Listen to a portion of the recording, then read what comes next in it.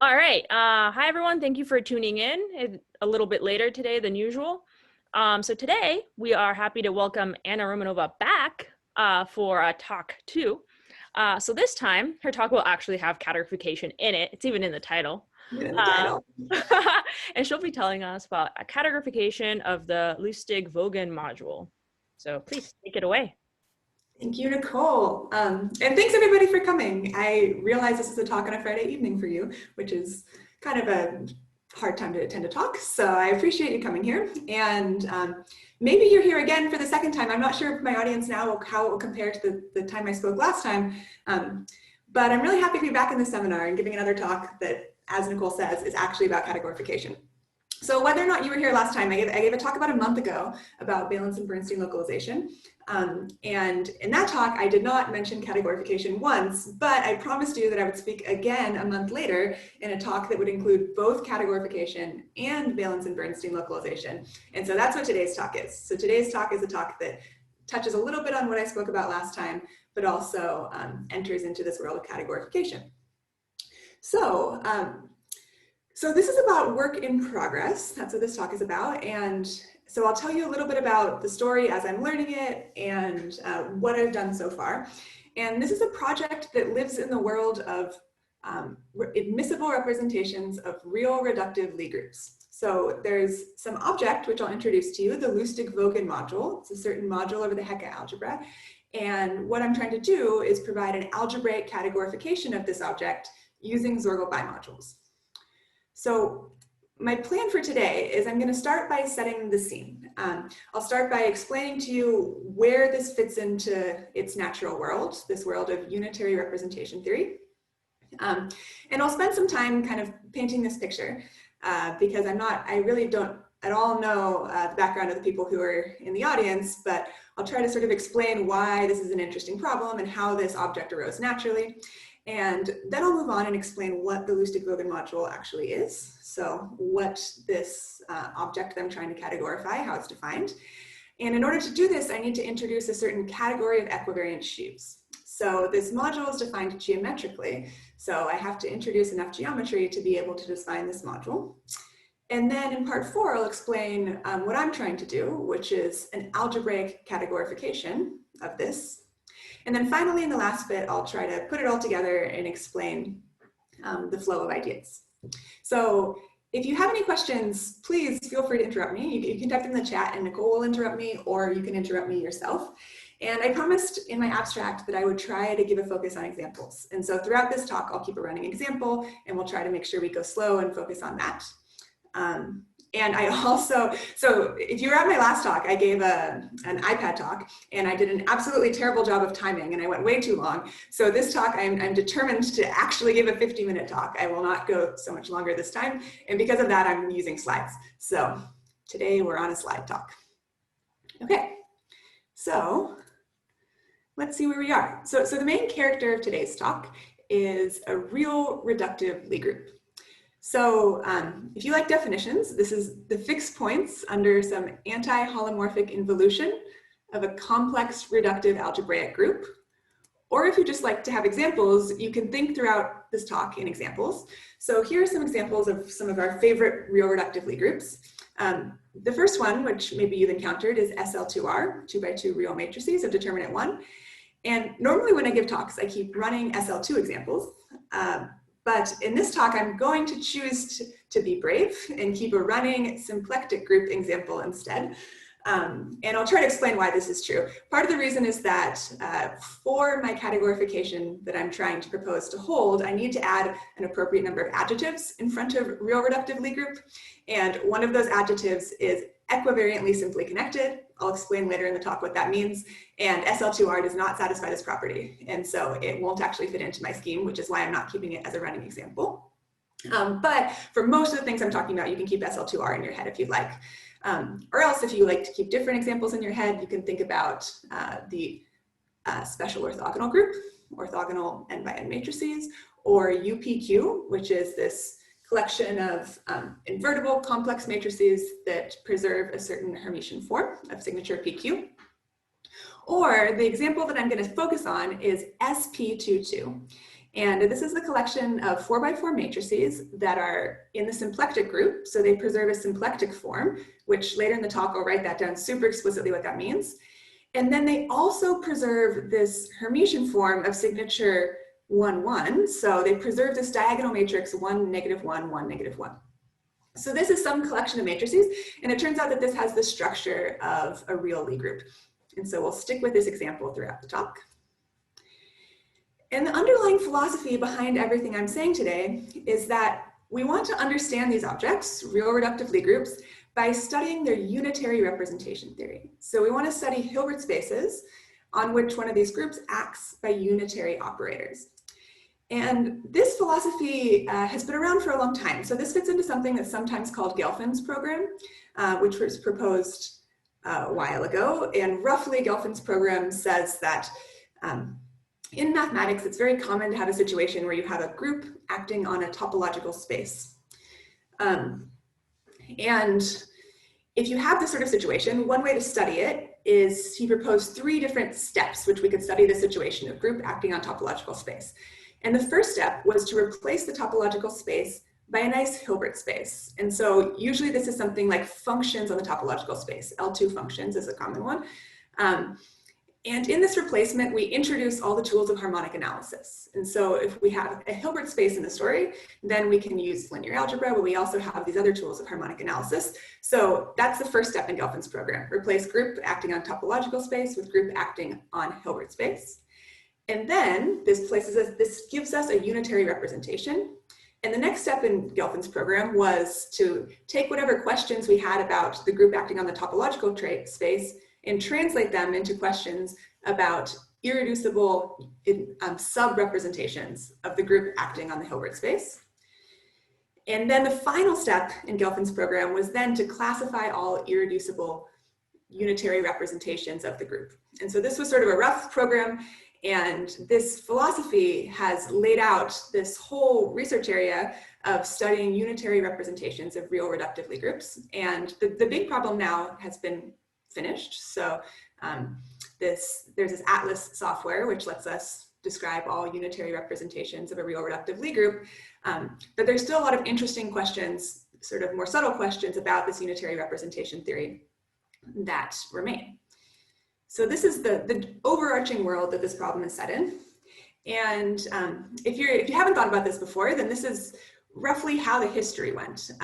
So Harishchandra realized in the 1950s that we could actually recast this problem entirely algebraically. So at its face, this is an analytic problem. It's a problem about harmonic analysis because we're talking about actions on Hilbert spaces. But what Harishchandra realized is that actually we don't need to use that analysis, and we can translate it into the world of algebra.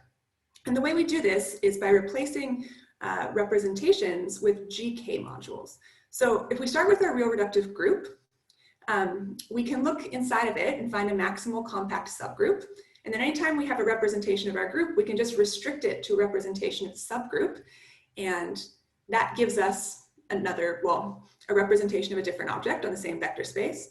Or the other thing we can do is we can differentiate and get a representation of the Lie algebra. And then if we want to, we can turn this into a representation of the complexified Lie algebra. And so from this representation, we can construct this other object called a GK module. So something that's simultaneously a representation of the Lie algebra, the complexified Lie algebra, and a representation of the complexification of the maximal compact subgroup. And the utility of doing this is that by translating this problem, representations of complex Lie algebras are something that we understand relatively well. This is something we kind of have a lot of algebraic tools to study. And we also have a lot of tools to study representations of compact Lie groups. Representation theory of compact Lie groups is a lot nicer than representation theory of non-compact Lie groups. So this translation sets us into 2 worlds that are better understood than our original world of a representation of a real Lie group. But it's not clear really why this should work. So the process makes sense. We can take a representation and spit out a GK module, but why should this, by just looking at the structure of the Lie algebra action and the compact subgroup action, why should this capture everything about the representation we started with? And roughly, sort of philosophically, why this procedure works is because between the Lie algebra and the maximal compact subgroup, we're kind of collecting all the information about the Lie group that we started with. So by looking at the Lie algebra, we capture infinitesimal information about the group. So Lie algebra tells us about the group around the identity. And so this tells us something about what this group structure is, but it loses all information that distinguishes our real group from its coverings, because the Lie algebra only sees a small piece of the group. But the fundamental group, or the maximal compact subgroup, has the property that every Lie group can be written as, or topologically, it's just a product of its maximal compact subgroup in a Euclidean space. So it deformation retracts onto the maximal compact subgroup. So by keeping track of how the maximal compact subgroup acts, then we make up all the fundamental group information about the Lie group we started with. So together, between the Lie algebra action and the maximal compact subgroup action, we have exactly, we've captured everything. So this process we could do for any representation. This process of starting with a representation and differentiating to get a Lie algebra module and restricting to get a representation of maximal compact subgroup. But it turns out that if the representation we start with is unitary, has this extra property of being unitary, then the GK module we get has an extra nice property. And that property is the following. So if we take a representation of a compact group, we know that it decomposes, it's semi-simple, so it decomposes into irreducible representations. But it's possible that if we started with an infinite dimensional representation, in this decomposition into irreducibles, maybe one of the irreducibles appears infinitely many times. But if the representation we started with is unitary, then this doesn't happen. Each irreducible K representation in this decomposition only occurs finitely many times if our representation was unitary, and we call this property admissibility. So this gives us a new adjective to put in front of our representations, admissible representations. And so if we start with a unitary representation of GR, then we get an admissible GK module. But there are other representations of GR that also have this property that lead us to admissible GK modules. And so we can expand our category slightly.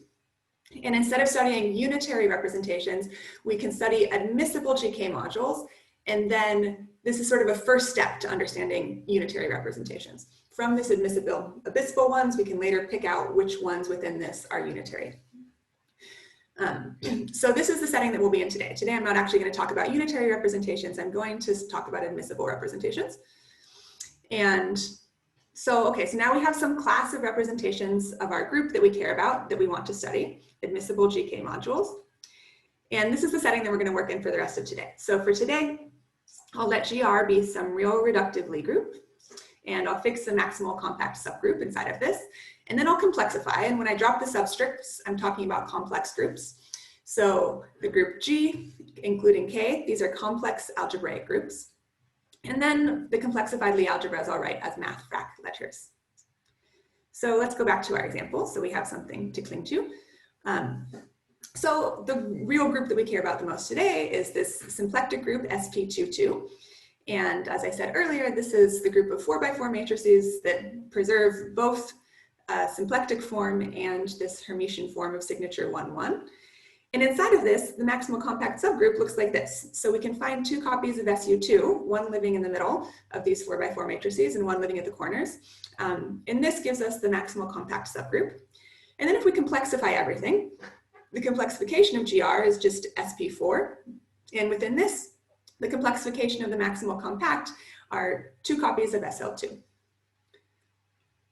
Now, I'm going to take a brief digression to remind maybe just myself about symplectic vector spaces. So when I started doing this example, I realized that I hadn't thought about symplectic vector spaces in a while, so I needed to refresh on what all of these words mean. So I'll just put them down here since we're going to be thinking about symplectic vector spaces today. So recall that SP4, we can realize this as the matrices, 4x4 matrices that preserve the symplectic form. So the symplectic form that I'm choosing here is just this one I've written down that takes two vectors in C4, takes the transpose of the first vector, multiplies by this off-diagonal matrix, then multiplies by the second vector. So we can write down really explicitly what this form on C4 is. and then all the matrices that have the property that if we apply the form to two vectors or apply the form to the matrix applied to those two vectors, that's the same, then these are the symplectic matrices. And so then our real group consists of all matrices that preserve this form and the matrices that preserve that diagonal matrix 1, -1, 1, -1. Okay, and then within a symplectic vector space, we say that a subspace is isotropic if it's contained in W perp. And so this is the collection of all the vectors in C4 that pair to 0 with everything in our subspace.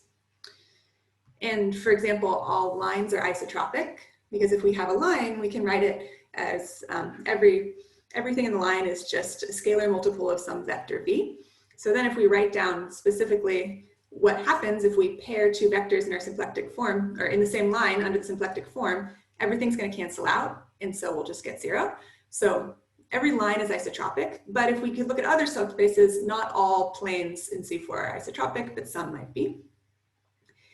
And then I'm going to be talking about varieties, flag varieties, and so there are special types of flags in C4 that behave well with respect to the symplectic form, and what I'm going to call, I'm not sure if this is standard terminology, but I just decided to call it this. So I'm going to call a symplectic flag a flag in C4 that has this form. So it's a choice of a line in C4, which is automatically isotropic, inside of an isotropic plane in C4, inside of the perp of that line, inside of C4. So this is just a flag in C4, but a flag that has this extra property that we're asking that the plane inside be isotropic. Okay, so that was a little bit of a digression. Let's go back to our motivating story that I'm trying to tell you. So I have some class of representations that I've told you that I think are interesting, these admissible GK modules, and they have a nice classification. So we can classify all of these in terms of geometry. So within our group, now we're back to the setting of where G is the complexification of our real group. We can fix a Borel subgroup, and then we can look at the action of K on the flag variety, G mod B. And it turns out that K acts on the flag variety with finitely many orbits. Now, the orbits are not usually affine. In contrast, maybe you're used to thinking about B orbits on G mod B. And if we look at B orbits on G mod B, they have a really nice description. They're all parameterized by elements of the Weyl group. And they're affine spaces whose dimension is determined by what element of the Weyl group they're parameterized by. But here it's a little bit more complicated. We get orbits which could be non-affine and they don't have as nice of a combinatorial description, but they're still reasonable to deal with. And then it turns out that the collection of all irreducible admissible GK modules that have some fixed infinitesimal character are in bijection with K equivariant local systems on those K orbits. So this gives us a geometric parameterization of all admissible GK modules. And we can realize this explicitly using Valence and Bernstein localization. So a month ago, I told you about this beautiful theorem, my favorite theorem, I'd say, which lets us go back and forth between representations of a Lie algebra and D modules on the flag variety. And this theorem tells us something about these specific representations of a Lie algebra, because by translating our problem of representations of the real Lie group into GK modules, we can now, they're representations of an algebra, so we can apply tools about Lie algebras like this one. So if we look at the class, so on the left-hand side here, these are our GK modules, which are sometimes called Harishchandra modules. This U theta just means that I'm fixing the infinitesimal character. And so if I want to look at the class of G modules that corresponds to GK modules, they're going to be exactly D modules that are K equivariant. And the nice thing about the Valence and Bernstein localization theorem is it's explicit. We have functors in either direction. If you hand me a GK module, I can apply localization and spit out an equivariant D module. Or if you hand me an equivariant D module, I can take its global sections, and this builds for me a GK module. And we saw a month ago that sometimes, at least for SL2, you can compute these global sections quite explicitly and figure out what G modules you're getting.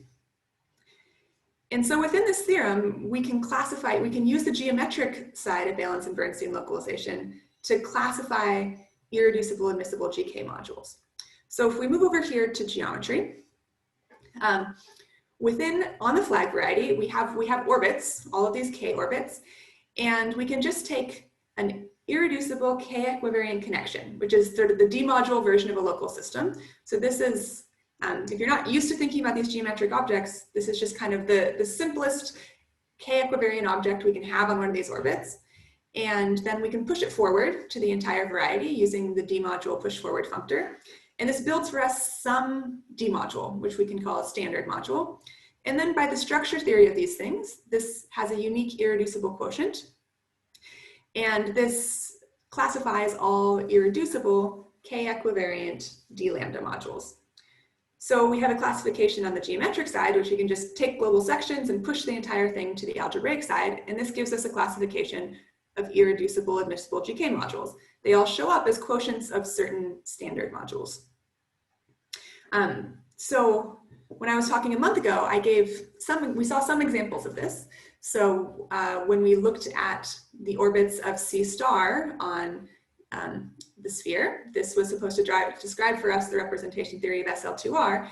And we wrote down explicitly what the D modules looked like if we took the structure sheaf on the open orbit and pushed it forward, or took the structure sheaf on one of the single orbits and pushed it forward. And then we took the global sections and we ended up with principal series and discrete series representations of SL2R. And so those all fit into this picture. Okay, so we have a class of representations that we care about. It has a nice classification in terms, or its irreducible ones have a nice classification in terms of geometry. And let's see this. So let's describe this classification using our running example. Okay, so for SP22, I told you earlier that there are these symplectic flags, and the symplectic group will now act on the collection of all symplectic flags, because there's a natural action of the symplectic group on a flag. We just act on each of the subspaces. And if the flag is symplectic, then when we act by the symplectic group, we'll get another flag that also is symplectic. And then if we take the stabilizer of the standard flag, which is just the line spanned by E1 inside the plane spanned by E1 and E2, inside the three-dimensional space spanned by E1, E2, and E3. The stabilizer of the standard flag will be the upper triangular Borel subgroup in SP4. And so this lets us identify the flag variety with the collection of all these symplectic flags. And so then this is useful because it lets us think about points in the flag variety as they're just determined by an isotropic line inside of an isotropic plane. And this is something that I can at least attempt to draw. So instead of thinking about lines and planes in C4, I can projectivize the situation and think about points inside lines in CP3.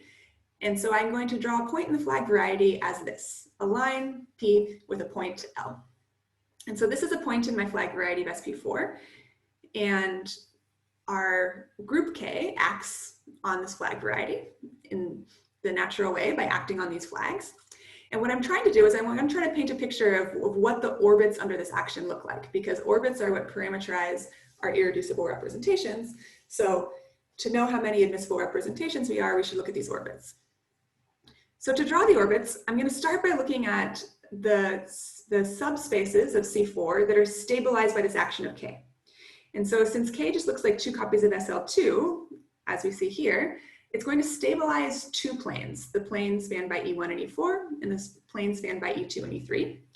And then in my picture, I'll draw these two planes as two non-intersecting lines in CP3. And now to figure out what the orbits of K on the flag variety are, I can think about how one of my symplectic flags interacts with these two stabilized lines in C4. And we can see that there are four possibilities.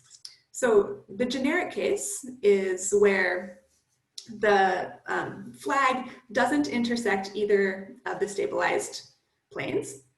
And this is going to be an orbit that is open. So in this case, it's a four-dimensional orbit. We have 3 dimensions worth of choice for where the point in CP3. And then we have 2 dimensions worth of choice for some plane containing that line. But because we're also asking that it be isotropic, this cuts down 1 dimension of choice. And so this is sort of the most generic case, that our flag doesn't intersect at all with these projective lines. And then we have two, or we have three. Sorry. Just to clarify, the non-intersecting, I think this came up in last time, the non-intersecting is shown by having a little gap. And if not. Oh yeah, is that still hard to see? I tried to make the gap bigger. So no, yeah. It's good, I'm just checking. Yeah, so in the non-intersecting, the plane doesn't intersect each of these at all. So there should be a gap between those in my picture. Thanks, Monica. And so this is sort of the generic case, but then we have other possibilities. You might think that our plane could intersect one of the planes, P1 or P2, but not the other one. But it turns out that the symplectic condition tells us that actually if our plane P intersects either P1 or P2, it has to intersect both of them because it's isotropic. And so then the next degenerate case is where the plane intersects both, but the line is not on either P1 or P2. And then there's two more degenerate cases where the line either lies on P1 or it lies on P2. And so together, this shows us what the possible K orbits on G mod B are. We have 4 of them. One is open and dense.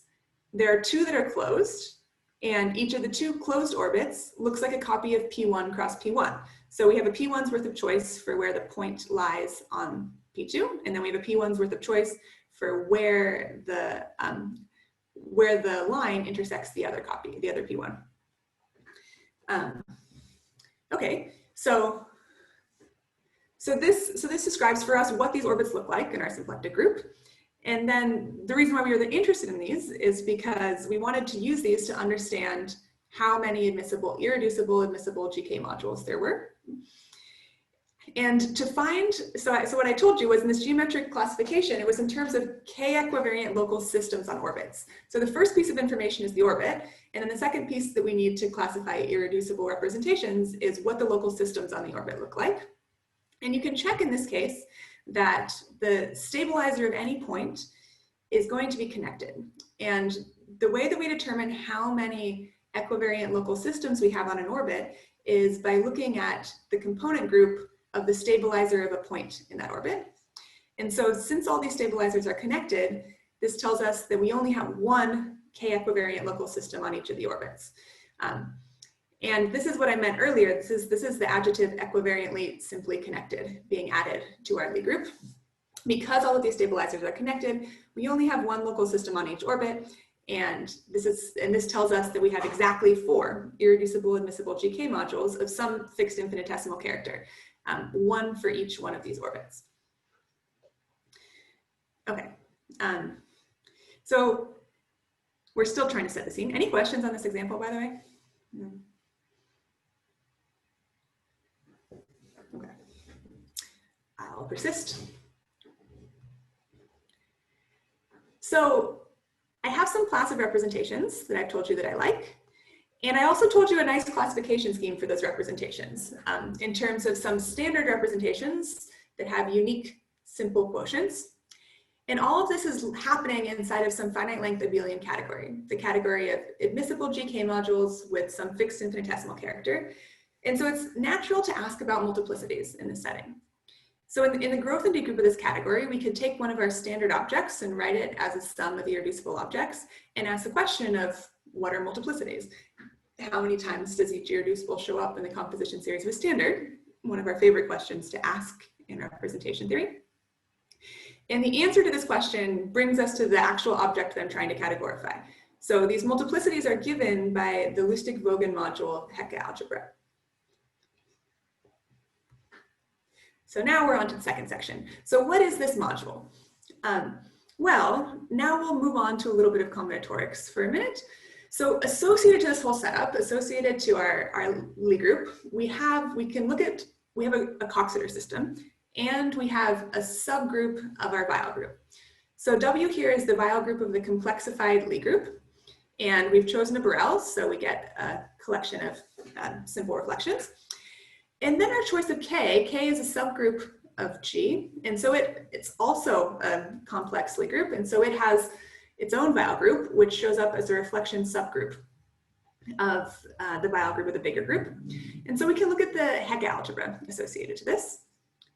And for me, just to set my notation a bit, What I mean by the Hecke algebra here is the associative Z-V-V inverse algebra that's generated by generators parameterized by S, satisfying quadratic relation and a braid relation.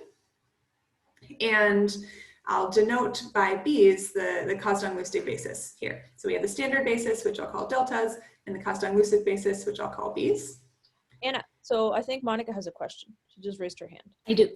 Reflection, I think you're just about to answer it though. There it is, yeah. I was just checking with reflection subgroup, not, great, good. Yes. Question already answered. Thanks, Monica. So yes, so this is not a parabolic subgroup, and that's an important thing to notice. That's another reason why I chose this SP4 example, is that the subgroup picked out by K is just a reflection subgroup, not necessarily, it's not necessarily generated by simple reflection. So it's not necessarily a parabolic subgroup, which is one thing that makes from maybe a Coxeter geometry perspective this situation a little bit interesting, because it lands us into the world of reflection subgroups. So in our SP22 example, this is the corresponding setup. So our Lie group is SP4, so this is type C2. So here I've drawn the root system for C2.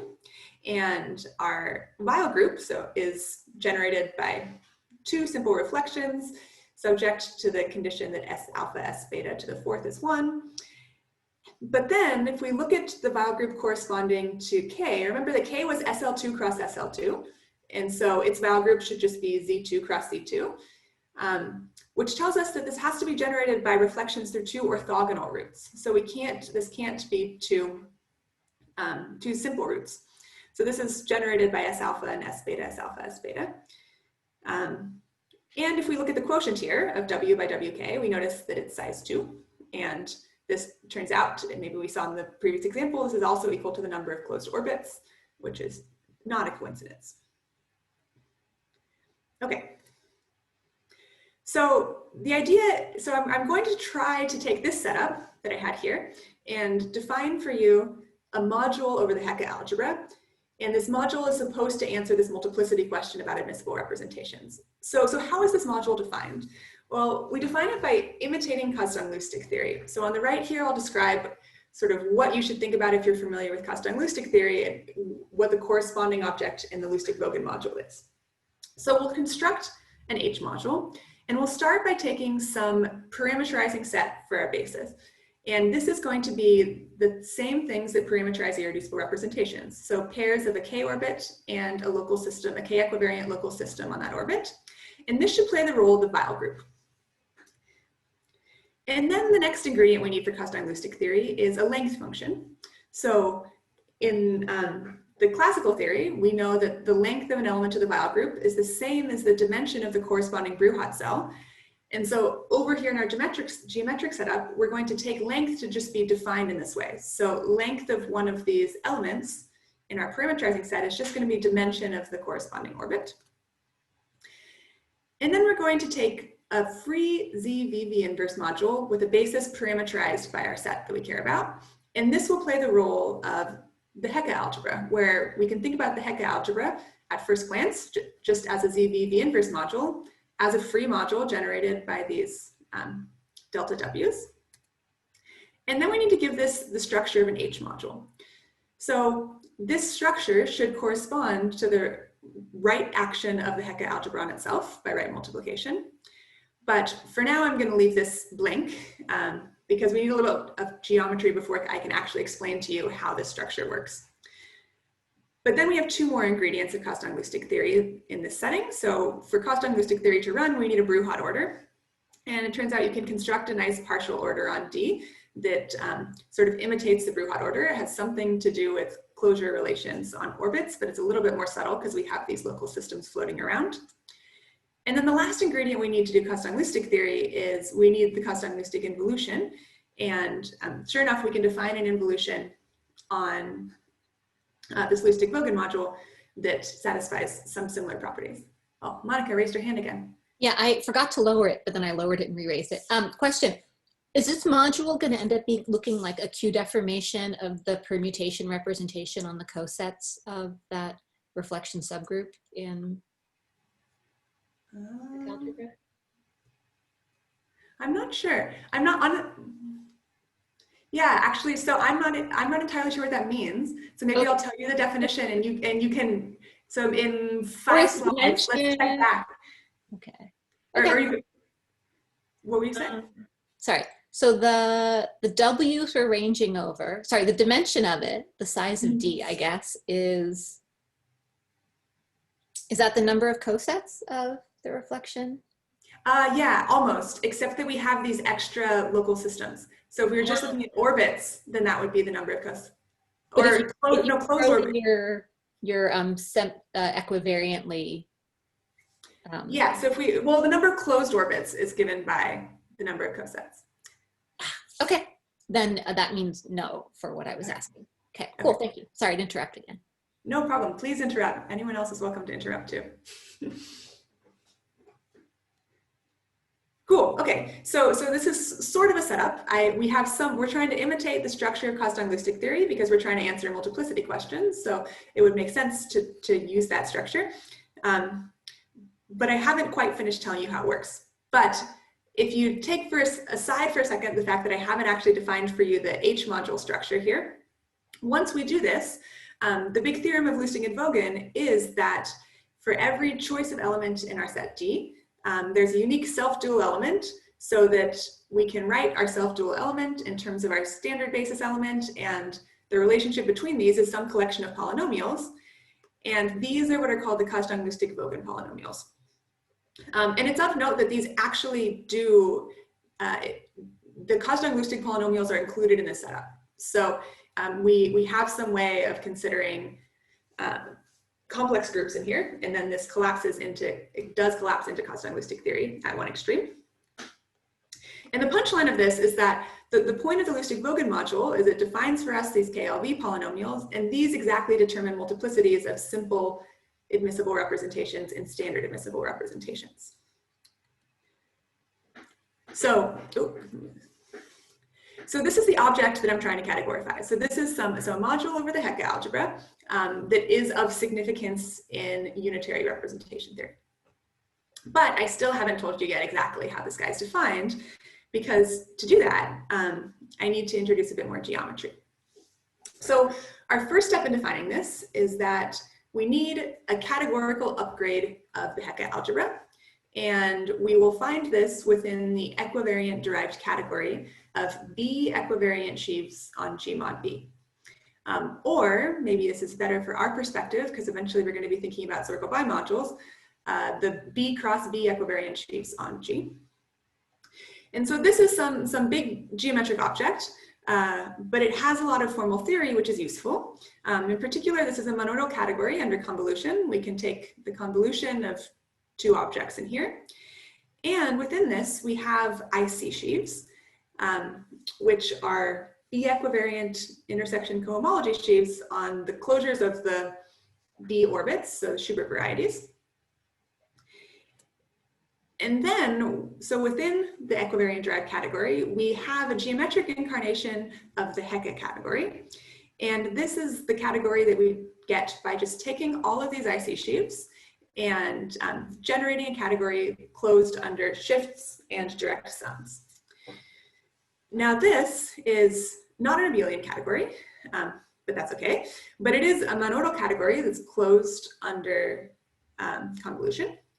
And it has the property that it categorifies the Hecke algebra. So if we take its split Grothendieck group and give the split Grothendieck group the structure of a Z-V-V inverse algebra by asking that V acts by a shift, then this thing is isomorphic as a Z-V-V inverse algebra to the Hecke algebra. So this gives us a geometric Hecke category. And we also need a categorical upgrade of our Lusztig-Vogan module. And we can play the same sort of game. So instead of considering the category of B equivariant sheaves on G mod B, we can take the equivariant derived category of K equivariant sheaves on G mod B. And within this, we have, again, a collection of IC sheaves, but now they're going to be parameterized by our set that we care about, by pairs of orbits and local systems on orbits. And because of this setup, just due to the formalism of this, we have a convolution action now. So if we have a K equivariant sheaf on G mod B. We can convolve this with a B equivariant sheaf on G mod B, and we end up with another K equivariant sheaf on G mod B. And so we have a convolution action. And so using this, we can define a category within this equivariant derived category, which is take all of the ICs corresponding to closed orbits and convolve with the entire Hecke algebra. And this is a sort of a geometric category that captures a lot of the structure of this Lusztig-Vogan module. And again, we close it under direct sums, direct summons, and grading shifts. Anna, can I ask you a quick question? Yes. So in the previous slide where you defined this geometric Hecke category, so for some of us who are not so familiar with the geometric picture, is this just equivalent to like the diagrammatic or the algebraic formulation of the category of Soergel bimodules then? Is it the same, exactly. or is it actually some sort of extension of it? Oh, it's the same. If we apply equivariant cohomology, which I'll get to at the end of the talk, to this category H, we get Soergel bimodules. Can you realize like the category of Bott-Samuelsons in this kind of way? So like, can we see this category of as some sort of like Cherubian completion of something else, just to kind of draw some parallels? Yes. Yeah. So you can, let's see if I can say this right. So you have, so there are, so what are the things here? I mean, there are exact parallels for everything that you are familiar with in the Soergel bimodule category, and there are objects that play the role of these Bott-Samuelsons. And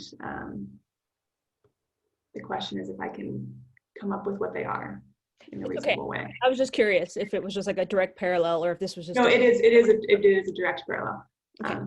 Thank you. It's really interesting. Yeah, sometimes actually, if you want to read more about it, in Jordy's, I think it's in Jordy's ICM note. Actually, he has a really beautiful description of this geometric Hecke category and which role each geometric object plays in the corresponding. Elijah's telling us that the intersection cohomology sheaves correspond to the Bott-Samuelsons. Or no, yeah. The intersection, the ones for simple transpositions correspond to Bott-Samuelsons. Sorry, I misread. Yeah, the simple transpositions do. Yeah. Okay, cool. Thank you. Cool. Thanks, Elijah. Okay. So then, where was I? So here we have our geometric. So in a similar way, this is trying to build a geometric incarnation of this module over the Hecke algebra. And again, how we define it is we take all the ICs on closed orbits and just start convolving with stuff in the geometric Hecke category. And then this, we can take its split growth and degroup. And this is a ZV inverse module. In the same way, we can give it the structure by asking that V acts by shifts. And now this has a basis parameterized by our set D. And so we can identify this with the ZV inverse module that I described for you earlier. And we can use this to describe the action. So this gives this geometric version, because it has an action, a categorical action of the geometric Hecke algebra. If we decategorify this whole thing, then the growth and degroup is going to have an action of the Hecke algebra. So this is sort of built into this convolution formalism here. Since we have an action of H on the geometric Lusztig-Vogan category, then its growth and degroup has the structure of a module for the Hecke algebra. And this is what we're going to take to be our definition of the Lusztig-Vogan module, is that the Kasdan-Lusztig basis element corresponding to S is going to act on the class of some sheaf F as the same as convolving with the IC sheaf and then taking the class. So this completes the definition. This is not the definition. It's slightly different from the definition that's in Lusztig and Vogan's original paper. But the nice thing about it is that we can compute this action explicitly by using push-pull functors. So I'll describe these briefly. Oh, maybe not quite yet. So for every simple reflection, we can take the corresponding standard parabolic of that type, and then we have a projection from the flag variety into, so G mod B projects onto G mod PS. And if we have some sheaf on G mod B, we can push and pull under this projection. And this defines an operation on this equivariant derived category. So just push, pull, and shift by some appropriate amount. And we're going to call this theta. And then it turns out that this acts the same as convolving with the IC sheaves. And so convolving with an IC sheaf is sort of a hard thing to actually compute the convolution, but this pushing and pulling is a little bit more reasonable, especially because these maps are proper. And so we can apply the decomposition theorem. And so this is actually a way, so this is another way to think about this action. So this action is given by convolution, or it's built up by these pushing and pulling functors. And the reason why I described that is because I want to try to describe to you briefly what this looks like in our SP4 example, how we can actually compute a little bit of this action. Okay, so if we return to this SP4 example, remember that our flags are isotropic lines and isotropic planes, and these two projections onto G mod P's are given as follows. So if we have two maps, one is just take the line, and one is take the plane in our flag. And if we look at the map here where we take the line, this is a map from G mod B to P3. We have a P3's choice of lines here. And the other direction, if we just take the flag and send this to the plane and the flag, then this is a map from G mod B to the Lagrangian Grassmannian of two planes in C4. And these are the two projection maps that we can use to compute this push-pull action. So in our example, the Lusztig-Vogan module has this standard basis, which is just given by the classes of constant sheaves on orbits. And if we want to compute what this push-pull action does to one of these, then we have to consider different orbits at a time. So for example, if we take one of our closed orbits, remember our closed orbits look something like this, and restrict our pi t projection to this closed orbit, this is just going to take the flag and send it to the corresponding line. And if we look at the fiber over this line, inside this orbit, it just looks like a copy of P1, because all of the flags that get matched to the same line L are just going to be all of the different flags that go through L. And we have a choice for all the different, there's a P1's worth of places where this black line could intersect the line P1. So the fiber over L looks like a copy of P1. And then we can use the proper base change theorem to tell us that this means that if we take the push forward of this constant sheaf and take its stock at the point L, then this just looks like the cohomology of P1, which exists in 2 degrees. And so this tells us that when we push forward this constant sheaf, we just end up with something that's quite simple, Q plus Q shifted by 2. And so then when we pull back again, when we pull back and shift again, then we end up with this object, this geometric object, which just looks like the constant sheaf on our orbit that we started with, shifted by -1, plus the constant sheaf on the orbit we started with, shifted by 1. And what this whole process tells us is it tells us exactly what this Lusztig-Vogan action is doing. So this is saying that the Coston-Lusztig basis element corresponding to S, oh, actually, I guess this should be T because I did the T projection. So the Coston-Lusztig basis element corresponding to T acts on the standard basis element of MLV corresponding to this orbit by multiplication by V plus V inverse.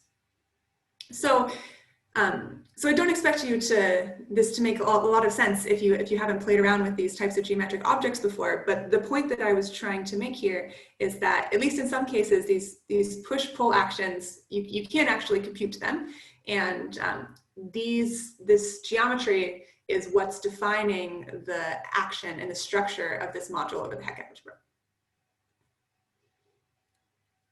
Okay, and we could do this, so I just did this for one choice of simple reflection and one choice of generator. So I could play the same game for all of the other simple reflections and all the other generators, and this would exactly give me the structure of this module.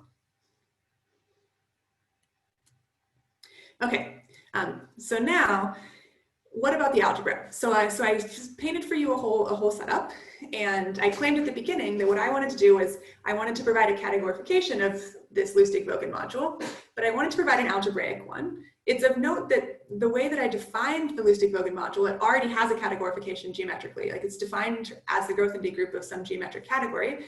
But what I want to do is describe it algebraically instead. So we can place all of this in the world of Soergel bimodules, and this is kind of what Nicole was asking earlier. And now for this, I'm going to make the assumption that GR is equal rank, which just means that our complex group G and our complex group K share a maximal torus. And I will let T be the Lie algebra of that torus. And then we can take a ring, just the symmetric algebra on T star. And this has a natural action of the Weil group. And I'll denote by RK what we get if we take the invariance under the smaller reflection subgroup WK. And so, for example, in our SP11 example, R is just going to be a polynomial ring in 2 variables, and RK is going to be the invariance in this polynomial ring under the reflection S alpha and the reflection S beta, S alpha, S beta, because these were the 2 reflections which generated WK. Okay, so we have Bott-Samuelson bimodules here. So we can define a collection of bimodules for this ring. And for so if we take some element in the Weil group and take an expression, then we can define a graded R bimodule as follows. And these, as we know, are the building blocks of Soergel bimodules. So this is what Nicole was saying a second ago. If we take the Bott-Samuelsons and look at the graded Karoubi envelope of the category generated by them, we get the category of Soergel bimodules. And then this provides for us an algebraic categorification of the Hecke algebra. And so, yeah, if we had taken the geometric categorification from earlier, and there's a functor that lets us take one of these equivariant sheaves and from it construct an R bimodule, this gives us an equivalence of categories between the geometric incarnation of the Hecke category and this algebraic incarnation.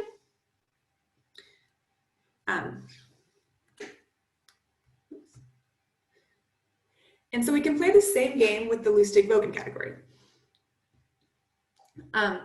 So now we have the space of cosets because we have our subgroup of the Weil group, and for every minimal coset representative, we can define some RK-R bimodule, and we'll define it by just being R as a vector space, but now the action of RK is just given by left multiplication, and the action of R on the right is twisted by an element by our minimal coset representative, which is an element of the Weil group. And these things are going to be the building blocks of this Lusztig-Vogan category. And then if we have one of these, we can take the tensor with any Bott-Samuelson bimodule, because this is an R-R bimodule. And so if we take the tensor product here, we end up with another RK-R bimodule. And again, we can construct a category of these guys where we range over the minimal coset representatives. And this category is going to have a natural action of Soergel bimodules, because anytime we have one of these, we can take the tensor product with the Soergel bimodule and we'll get something back. And so this is some category of RK-R bimodules. And because of its construction, it naturally has the structure of a right module for the Hecke algebra. And just a quick remark that this has nothing really to do with the fact that we started from a real group.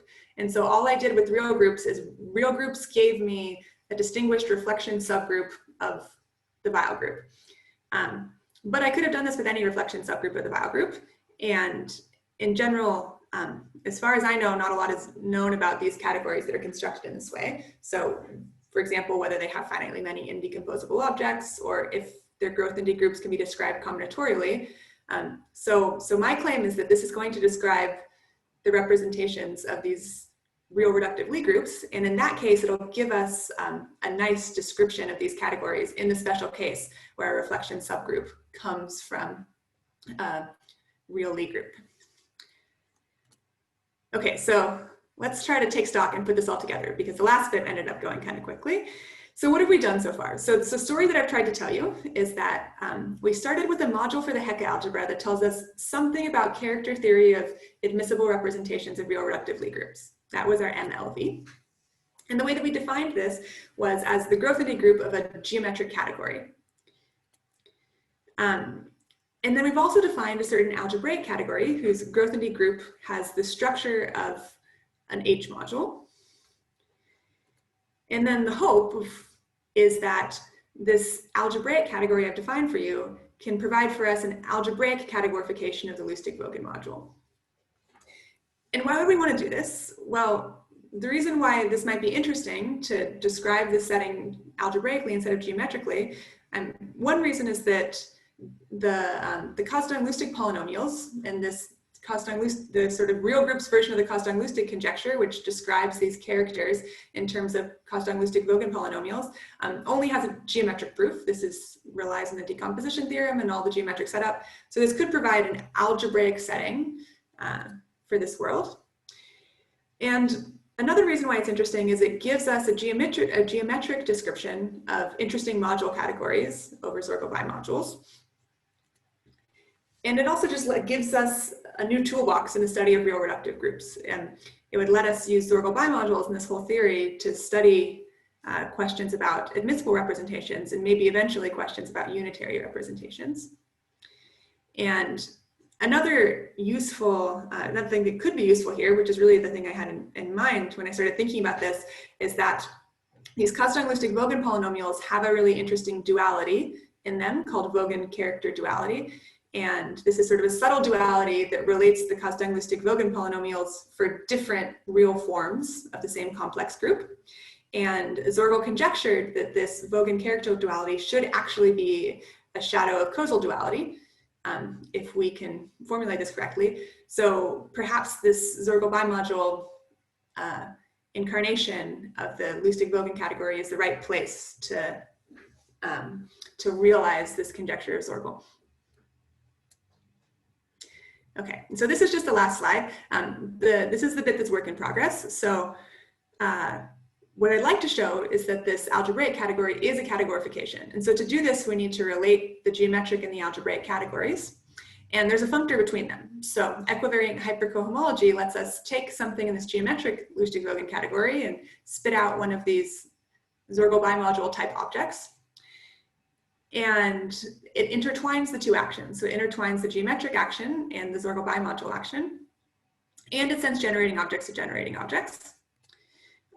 And so if it is fully faithful as well, then it will provide an equivalence of categories, and this will tell us that we do have an algebraic categorification. And just a final remark, that all of this work is really closely related to this work of Professor Kofnikov-Volonin, causal duality for quasi-split real groups, where they provide they provide a categorification of the Lusztig-Vogan module and use it to provide a proof of a special case of Soergel's conjecture. And their categorification is slightly more geometric than this one, but of a similar flavor. And that's all I have. I'm only 1 minute over. That's all. Thanks for listening.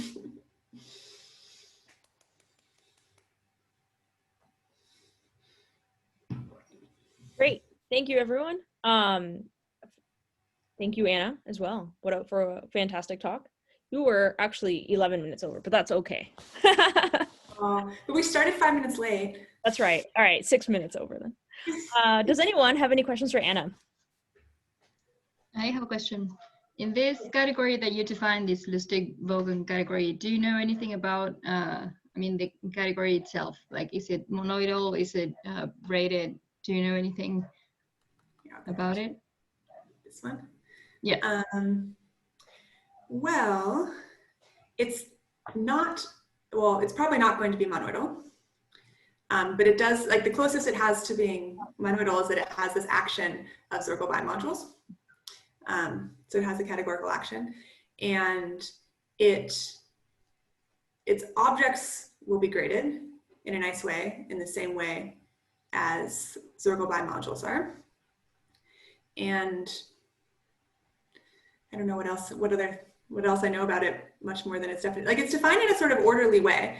So this construction just kind of exactly mimics the construction of Soergel bimodules, except that now we're taking standard modules just corresponding to minimal coset representatives instead of taking all elements of the file group. So it is kind of a manageable category, but I guess that, yeah, I don't really know much about it. My hope is that by relating it to these geometric categories, it'll tell us more about it. At least it'll tell us like what it's, something about its indecomposable objects and its growth in D group. So I have a silly related question, actually. So what are the morphisms just bimodule homomorphisms, or is there anything special about them, like some conditions? No conditions, just bimodule homomorphisms, yeah.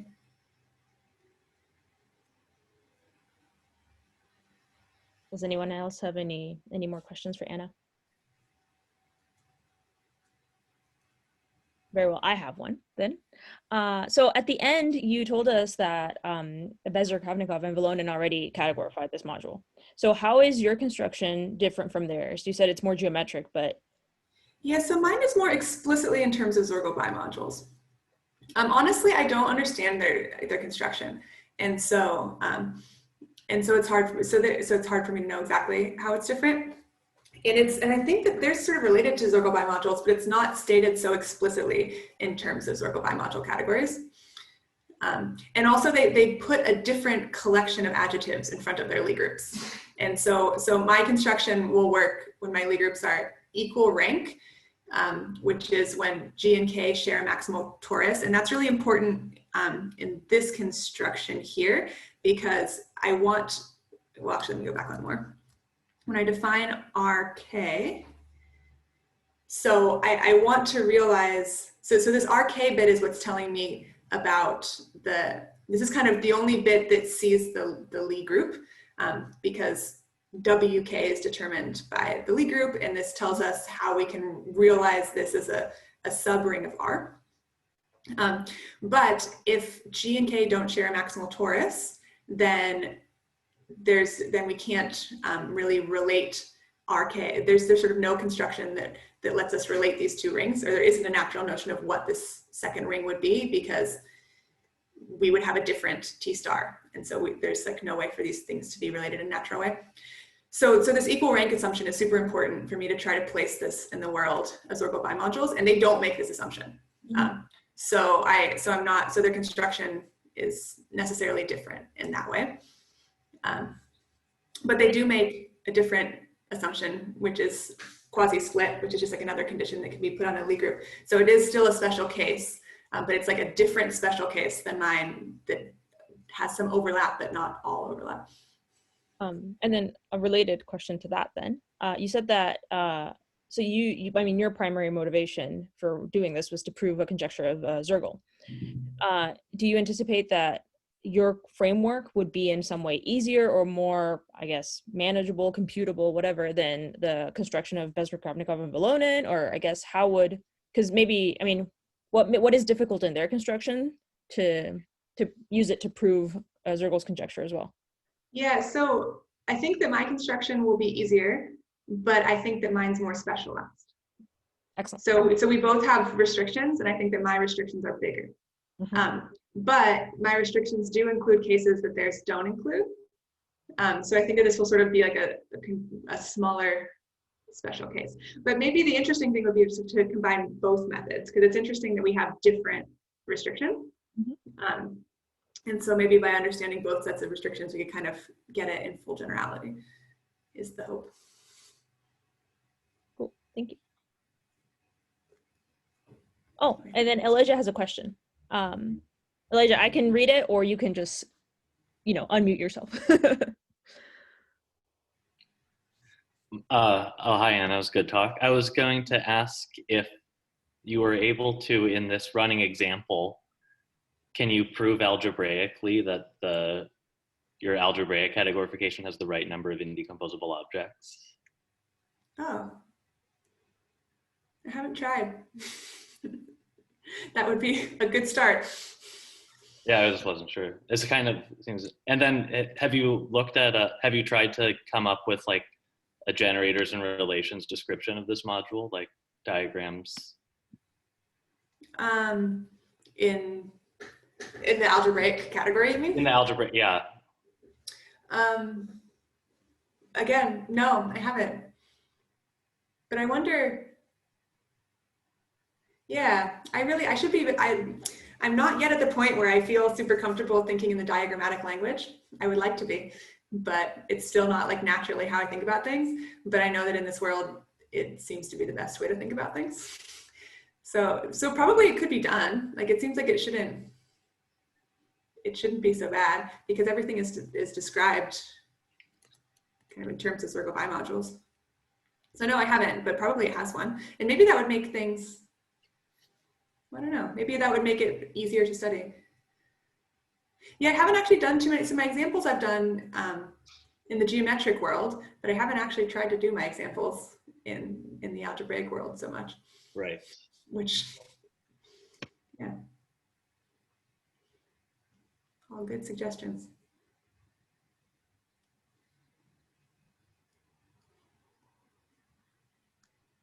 Any more questions? Okay. Well, I'm gonna end the recording now, and maybe let's thank Anna one more time before we finish this. So thank you, Anna.